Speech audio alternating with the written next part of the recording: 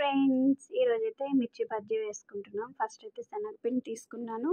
అందులో కొద్దిగా సాల్టు, అలాగే పసుపు, కొద్దిగా తినే సోడా వేసి వాటర్ వేసి కలిపేసి పక్కన పెట్టుకున్నాం. క్యాప్సికమ్ కొన్ని, అలాగే పచ్చిమిర్చి కొన్ని తీసుకున్నాను.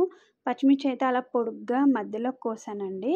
కోసి శనగపిండిలో ముంచి అయితే డీప్ ఫ్రై అయిన ఆయిల్లో వేసుకున్నాను.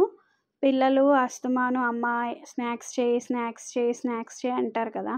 డైలీ ఒకటే పెడితే వాళ్ళకి బోర్ కొడుతుంది కదా! అందుకనేసి మిర్చి బజ్జీ వేసాను. మిర్చి బజ్జీ ఒక్కటే వేస్తే అమ్మాయి ఒక్కటే వేసావా అని అడుగుతారు. అందుకని క్యాప్సికమ్ బజ్జీ అలాగే ఆనియన్ బజ్జీ కూడా వేసాను.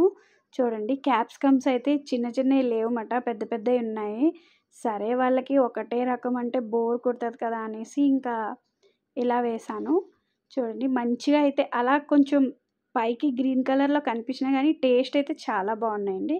ఇదిగో ఆనియన్స్ అయితే ఇలా స్లైసెస్ కింద కోసేసి వేసాను. 3 రకాలు అవుతాయి కదా, కొంచెం వాళ్ళు హ్యాపీ ఫీల్ అవుతారు కదా అనేసి ఇలా చేశాను అన్నమాట.